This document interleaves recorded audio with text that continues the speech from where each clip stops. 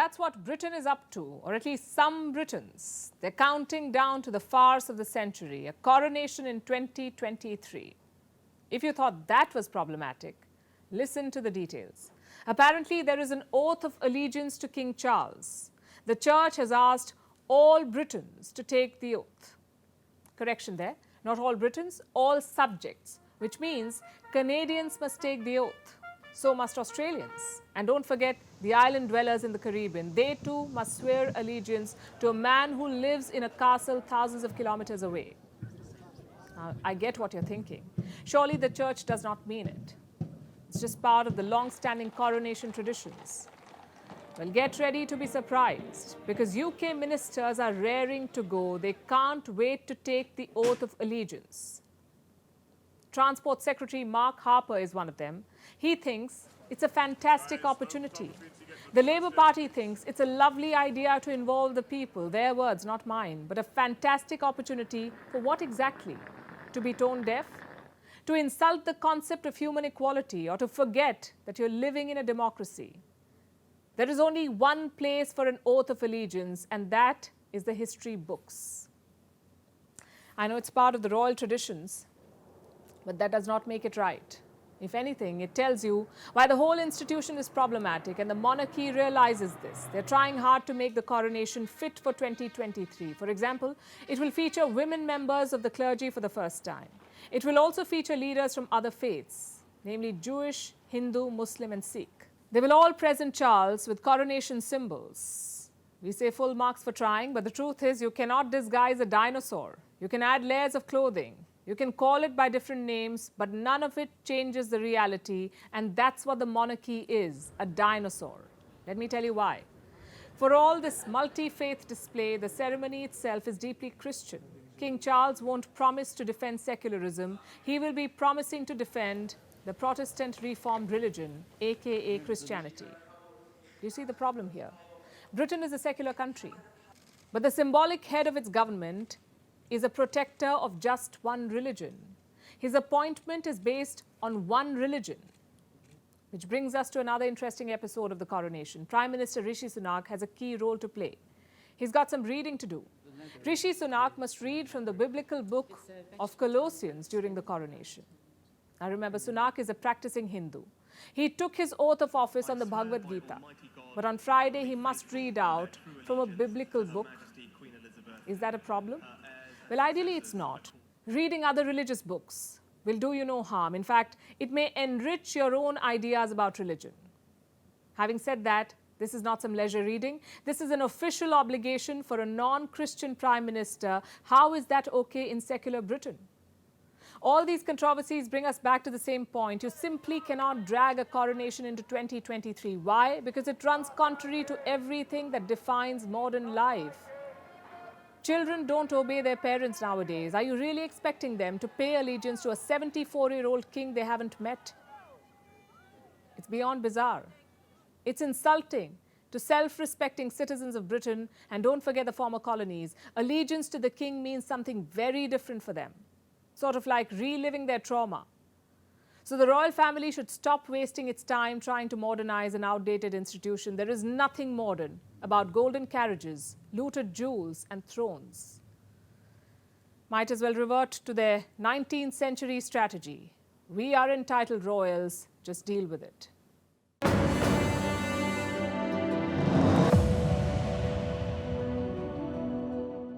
How was your weekend?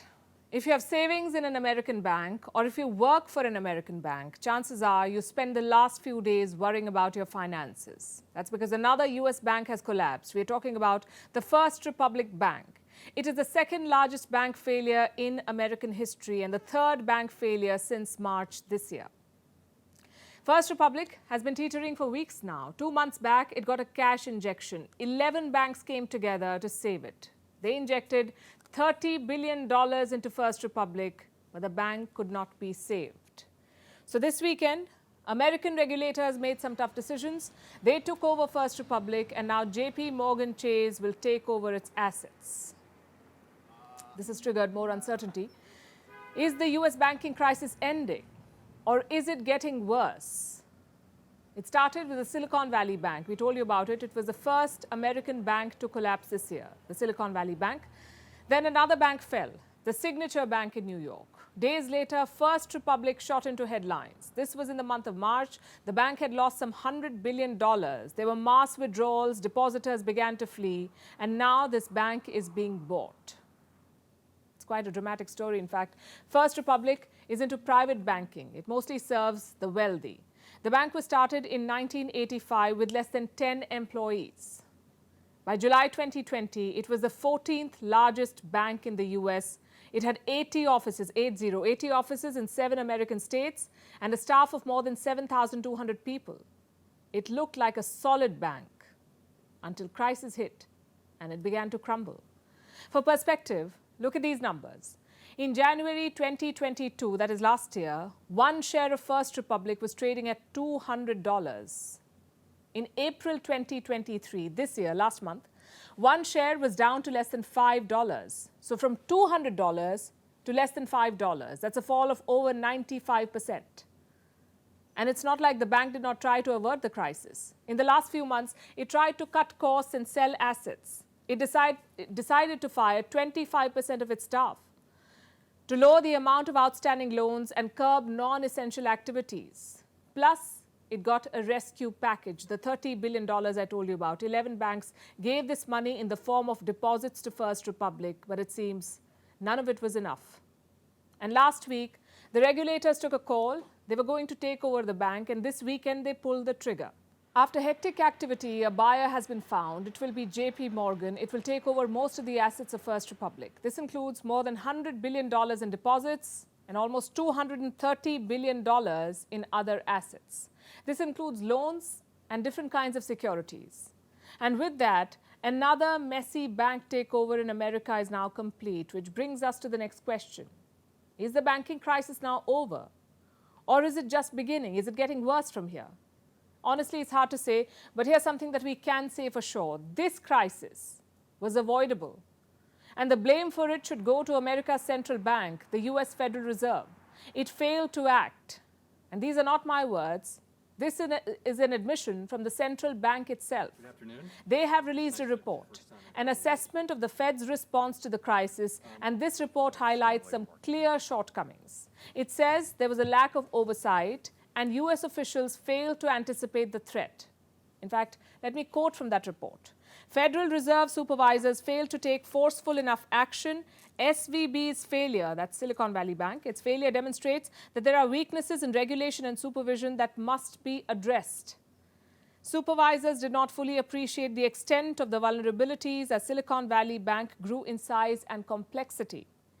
When supervisors did identify vulnerabilities, they did not take sufficient steps to ensure that Silicon Valley Bank fixed those problems quickly enough. So they're talking about Silicon Valley Bank, but it applies to the larger banking crisis in America. The Federal Reserve issued its long-awaited report on the cause of the Silicon Valley Bank failure. And while it put the failure squarely in the hands of management and its board for failing to oversee a safe and sound business plan, the Fed did put some heat on itself that its own bank regulators did not respond quickly enough and forcefully enough to conditions on the ground. So the US central bank messed up, and bankers around the world paid a price for this. You may remember these headlines. This was right after the collapse of Silicon Valley. Global banks lost $459 billion. Financial stocks took a nosedive. The crisis traveled as far as Europe. It claimed a Swiss banking giant. Credit Suisse was taken over by rival UBS, and it brought back memories of 2008. The global financial crisis of 2008, of course, it was much worse than what we're seeing right now, but it confirms our worst fears. When America sneezes, the world catches a cold. When American financial system makes a mistake, the world foots the bill for it. Do you know of children with type 2 diabetes or high blood pressure or high cholesterol? Their numbers are much higher than you would imagine, and they're growing. Until a few years back, this was almost unheard of. Blood pressure, diabetes, and cholesterol were believed to be problems for middle-aged people. But now data shows that's no longer the case, especially in the UK. Cases of type 2 diabetes in children have jumped by 50% in the last 5 years.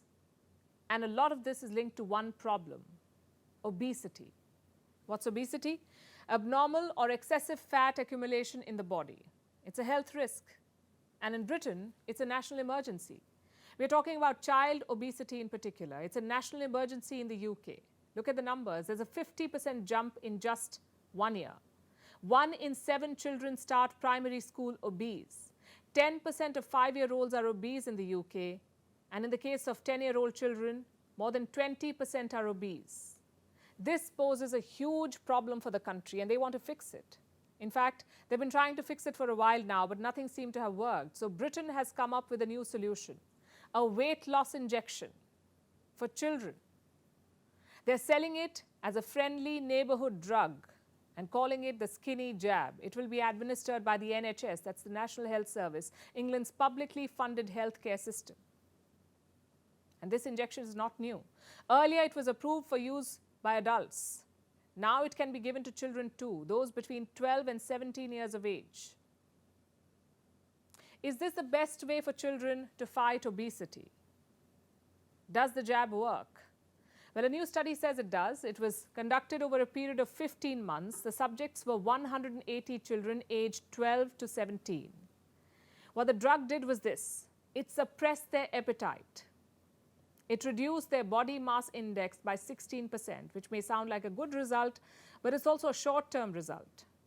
And it's triggered a wider debate on children's health.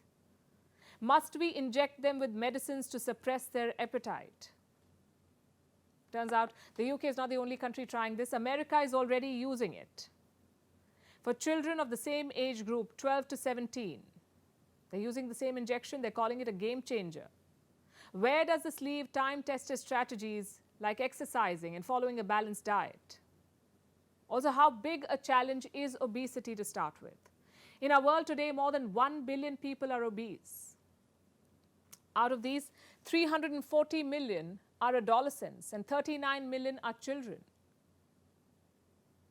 Which are the worst hit places? Cook Islands, it's the worst hit, with 33% children suffering from obesity. In the US, this number is 23%. India, about 3%, according to data. Worldwide, these numbers are only increasing. We also see that they're less active, physical activity has gone down, dietary habits have gotten worse. So there's no denying that this is a major problem. But I come back to the question, are injections the best way to fix it? Is medication the only solution? Remember, this jab does not reset weight gain mechanisms. It only makes you want to eat lesser by suppressing your appetite. So it really does not address the root problems like genetics or lifestyle issues. And there's a clear lack of data. Also possible side effects like nausea, fatigue, heartburn, and a painful condition called acute pancreatitis. This drug could medicalize a whole generation, and that sounds scary. So even if it brings down the number of obese children, we have to ask, at what cost? For our last story today, let's talk about art. It's compelling, it's enticing, it always inspires reaction, good, bad, or hungry. No, that last bit was not a faux pas. Because for some, art can even be a snack. You may remember this: a banana duct taped to a wall. It was called art. It was worth $120,000. This was so strange, it became a viral moment in recent art history. Guess what happened then? The banana has now been eaten by an art student in South Korea. He said he was hungry, so he ate the piece of art and then he taped the peel to the wall. When questioned further, he's said to have said that he modified art. Can you blame him? Does art have to be bizarre and insanely expensive, or are we missing something here? Imagine a fruit taped to your bedroom wall. An everyday fruit like a banana or an apple, barely fixed in place with a simple duct tape. Nothing fancy about it. Actually, that's us being polite. Frankly, it's weird and a little messed up. What if a child did that to your wall? They'd probably get scolded. What if an adult family member did it? They'd probably get shifty looks and an earful. You'd even be concerned about their mental well-being.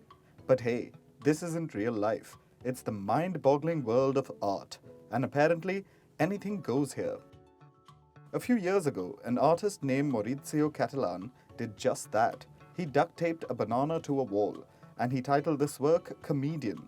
It invited some humor for sure, also memes. It went viral, and it was hailed as one of the most open-minded and inspiring works of modern art. Then, it was sold for $120,000. Now, don't you wish you were crazy enough to come up with it first? Jokes aside, why are we talking about this now? Because this banana has been gobbled up. A South Korean student took it off and ate it. He then taped its peel back on the wall. Worry not, the banana is replaced every 2 or 3 days, so no charges were pressed. Regardless, the student was unfazed. He says he was hungry. He calls it an act of rebellion. The artwork itself stands for going against logic, which makes it art, at least according to some. So the student believes that him eating it is art too, because it's rebellion against rebellion. And damaging art is art too. If you think this is confusing, we're right there with you.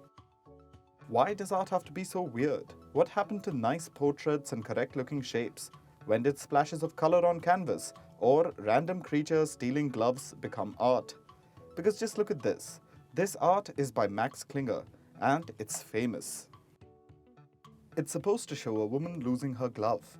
For starters, we can't understand what the creature is, or where the glove is. Points to us for figuring out where the hands are. It doesn't make any sense, yet we can't take our eyes off it. The artist is trying to show people's obsession with simple objects, our possessions. And that's the thing about art.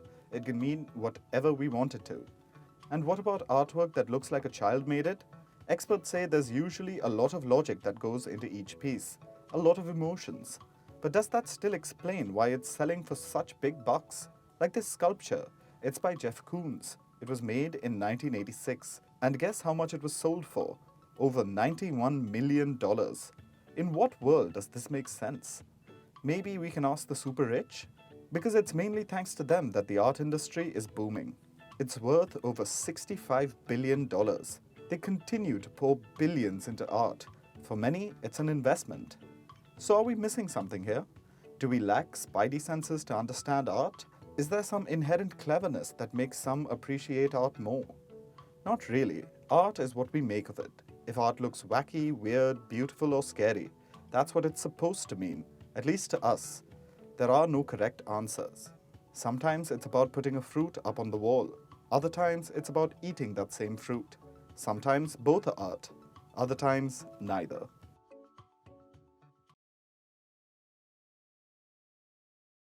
Neighborhood first. I know it sounds like your society's president's favorite slogan, but it's also a geopolitical reality. Strong and friendly neighbors are a boon. Scheming and unstable ones, well, not so much.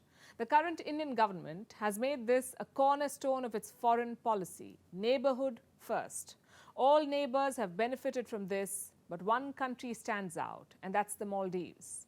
India's Defense Minister Rajnath Singh is in the Maldives on a 3-day visit. He has some big meetings lined up. Maldivian President Ibrahim Soli will meet him. So will the defense and foreign ministers of the country. Rajnath Singh will also hand over some military hardware to the Maldives. One is a fast patrol vessel ship. The other is a landing craft. Both these will be used by the Maldivian National Defense Forces. So that's the official agenda. What about the political objectives? This trip is important for 2 broad reasons. Number one, reaffirming India's commitment to the Maldives. It sounds generic, right? But not if you consider what China is up to. In the last decade, China has expanded its footprint in the Maldives. It is upgrading airports, building houses, bridges, even harbors. But the downside is this: a lot of loans. Reports say the Maldives owes China around $1.4 billion. Their total GDP is just $5.4 billion, and they have loans worth $1.4 billion. So India has been trying to reverse this process to once again become the #1 partner of the Maldives. We'll talk about that later. But for the moment, let me tell you about the second reason. The Maldives will be holding elections in September. It promises to be a consequential one for India. Why? Because support for New Delhi is not bipartisan in Mali. It depends on which party is in power. The current president, Ibrahim Soli, is closer to India. He says his policy is India first. And the opposition? Well, exactly the opposite. The Maldivian opposition has been running an anti-India campaign. It's called India Out. Its poster boy is this man, former President Abdullah Yameen. He ruled the Maldives from 2013 to 2018, and during this period, he pushed the country closer to China. He joined the Belt and Road Initiative. He signed a free trade agreement, and he also saddled his country with Chinese debt. So what does he want now?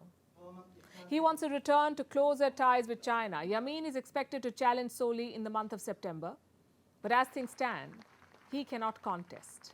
He was convicted of corruption and money laundering last year. Unless he can clear his name, he won't be on the ballot. Nonetheless, the opposition agenda is clear. Push out Indian influence from the Maldives. The question is why? India has consistently contributed to the Maldivian growth story. $500 million in grants, not loans, grants, $500 million, $800 million in a line of credit. Not to mention the vast defense cooperation. Around 70% of the Maldivian defense training is done by India. A lot of equipment also comes from India. And ironically, that is exactly what the opposition has a problem with. They've accused India of violating Maldivian sovereignty. They say India has stationed troops in the country, which is all bluster, by the way. But as we have seen with hyper-nationalists, bluster can be effective. The fact is, maritime security is non-negotiable for the Maldives. They need well-trained sailors. They need modern landing craft. They also need Indian intelligence. There is nothing nefarious about any of this.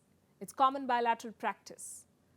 India, Sri Lanka, and the Maldives regularly conduct drills in the Indian Ocean. The idea is to be prepared for any challenge, like natural disasters or shipping accidents, even pirates. So in recent years, defense has become a cornerstone of this relationship. Since 2016, India and the Maldives have been holding defense cooperation dialogues. The last one was held just 2 months back in March 2023. So from India's perspective, the plan is quite clear. Keep supporting development and defense projects. Don't give China an opportunity to sweep in. But that also depends on the domestic politics in the Maldives. New Delhi must work harder to win hearts and minds, to make sure that the anti-India sentiment is contained. And how do you do that? Well, soft power always works. India sends the most number of tourists to the Maldives, even more than China and the US, and that's one place to start, tourism. So are historical links and cultural links. The Maldivian language traces its roots to Sanskrit and Pali. There is also interest in Indian movies and songs.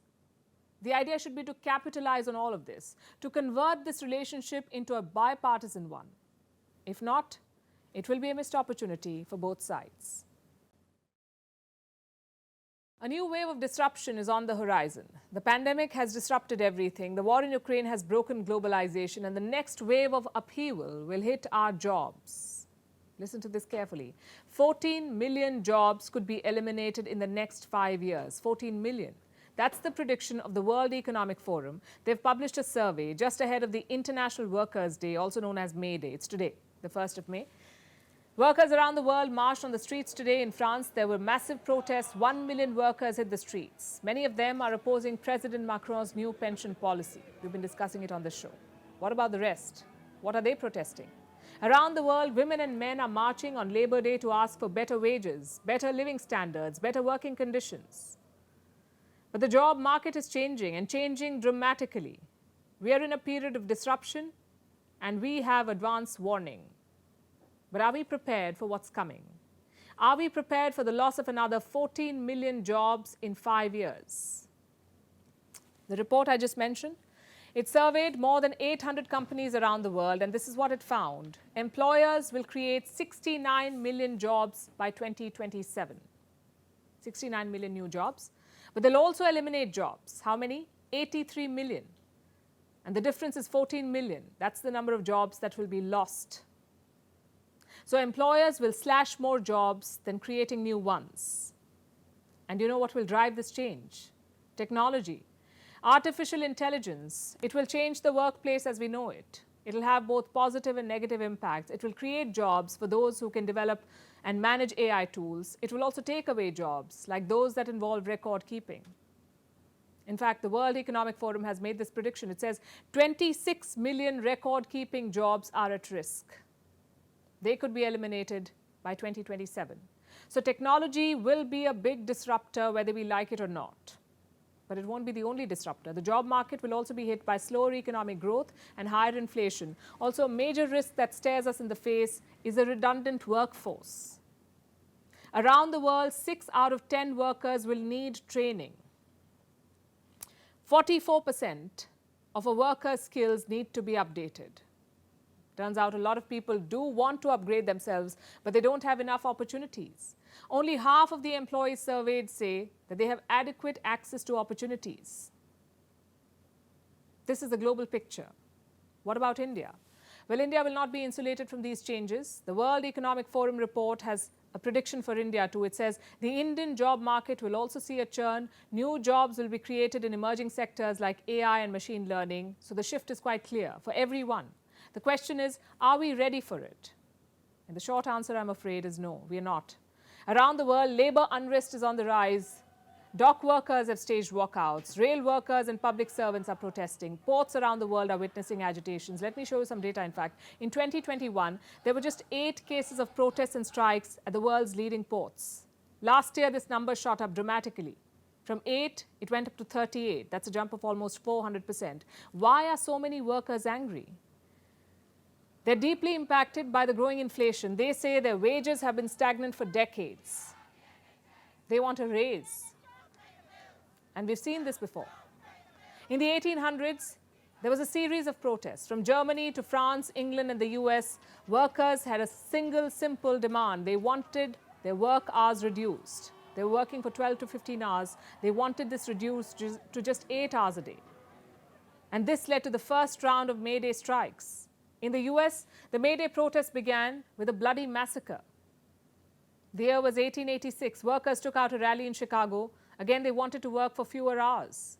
They assembled at the Haymarket Square. Suddenly, bombs went off. Unknown attackers targeted the workers. It led to a massive riot. At least 11 people died. This event was a turning point in American history. It led to major labor reforms in the US. This was more than 100 years ago. The job sector is dramatically different today. 60% of the jobs in existence today were not even around in the 1940s. We are in the year 2023. The world is at a similar crossroads.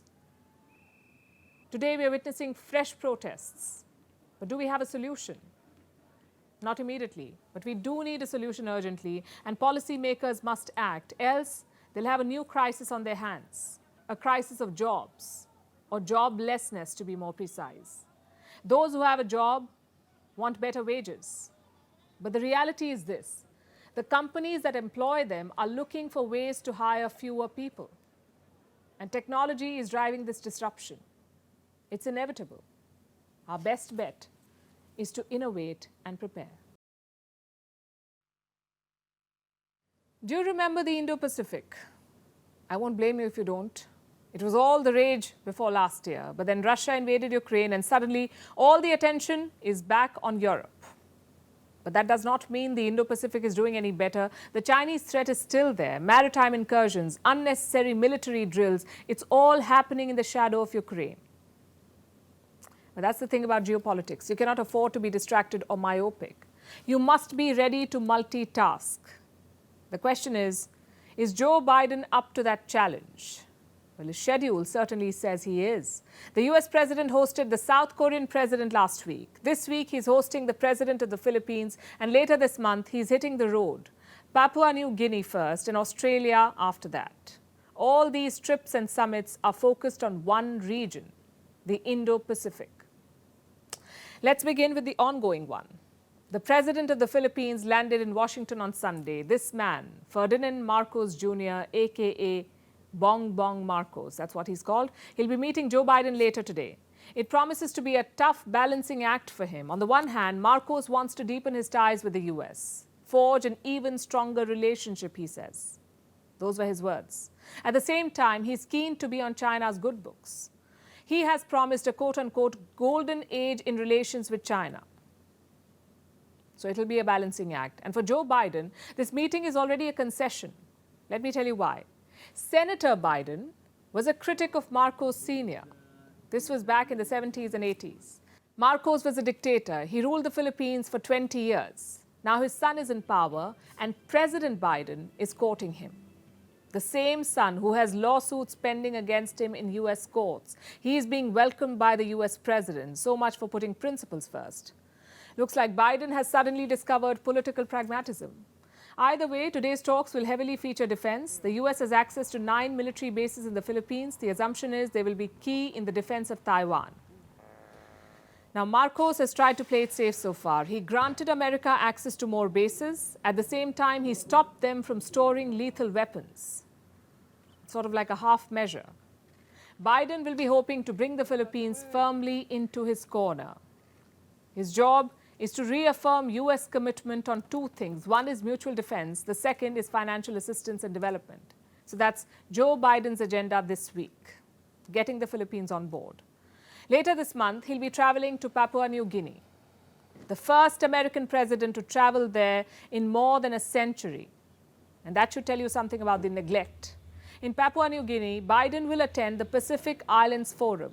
18 leaders of the Pacific Islands will be present. So will the leaders of Australia and New Zealand. Interestingly, India's Prime Minister Narendra Modi will also be in the country. He too will meet the Pacific leaders. And that should tell you how much attention this region is now getting.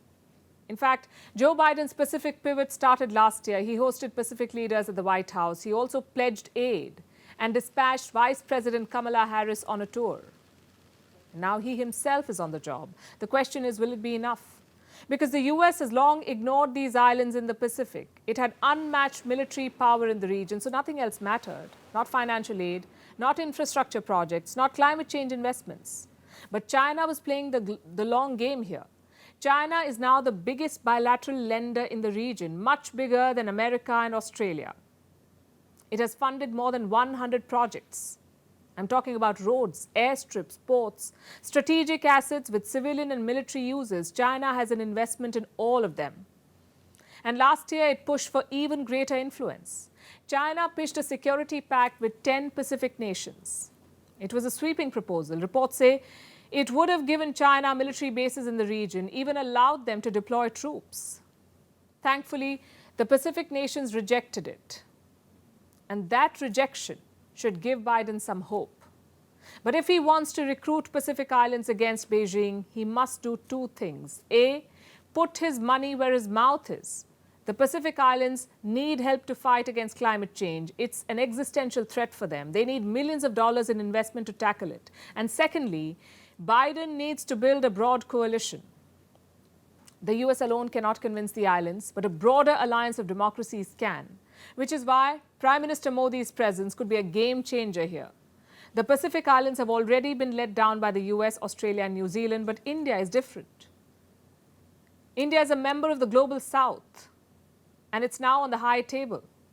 India's lessons and skills could be key for the Pacific region. In return, New Delhi will also get some valuable diplomatic support, because don't forget, every vote counts at the UN. And the Pacific Forum alone has 18 votes. All these meetings and trips will conclude at the Opera House in Sydney. That's where the Quad leaders are meeting. It's not going to be an easy mission for Joe Biden. You can't neglect countries for decades and expect them to support you later. Biden's test will be convincing Pacific leaders about his campaign slogan in 2020, that America is back. And now it's time for Vantage shots, images that tell the story. Starting with the US, a powerful tornado in Florida overturned cars and destroyed houses. Authorities are cleaning the debris and assessing the damage. In China, a wingsuiter successfully flew through the Tiananmen cave, becoming the first Chinese man to ever do so. In Venezuela, Russian gymnasts participated at the Alba Games under their flag. And finally, what makes May the 1st significant, apart from the fact that it's May Day? We're taking you back in history. On this day, Fidel Castro banned elections and declared Cuba a socialist country. The year was 1961. Castro was addressing hundreds of thousands of Cubans at a May Day parade. He identified himself as a Marxist and Leninist. This happened right after the US government made an attempt to overthrow Castro's government, but was unsuccessful. He was unapologetically anti-American. It established close ties with the Soviet Union. During his rule, Castro created a one-party government. He wanted to control all aspects of Cuba's politics and economy. We're leaving you with this. Thanks for watching. We'll see you tomorrow. Holy cow. Oh my God, it's like right in front of it. Oh my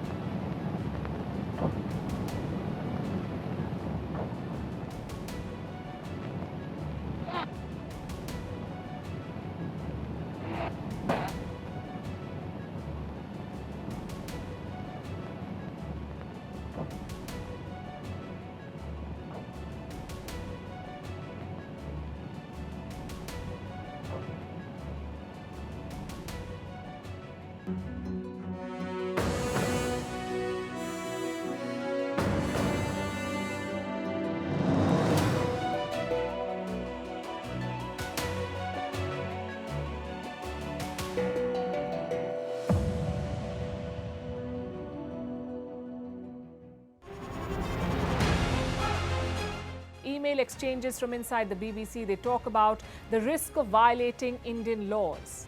It's easier to rake up the freedom of speech debate, but does it give anyone a free pass to knowingly violate the law? America supports India because it needs India's support in return. And India is working with the US because it suits India's interests. This is how geopolitics works. Last night, he diffused a crisis with his defense minister. But today, Netanyahu was confronted with a new problem. His cabinet seems to have rebelled against him. The UK is looking at the Indian subcontinent to fill its coffers. That India seems to be negotiating from a position of power, like a partner and not a former colony.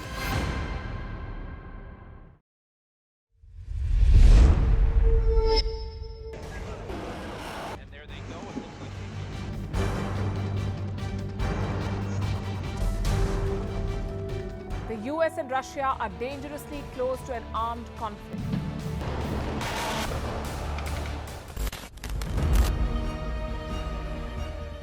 This year, 2023, New Delhi will be the capital of global diplomacy. For a country as diverse as ours, with 88% of the population illiterate, it was a very big deal to write a constitution, and that too, the world's largest. Meanwhile, if we may, here's a Republic Day gift from India for the BBC. A list of suggestions for the BBC for their upcoming documentaries. Number 1, the Kohinoor and the colonial loot. Number 2, an outdated monarchy and unhealthy obsession with the royals. Number 3, racism in 2023. We're waiting.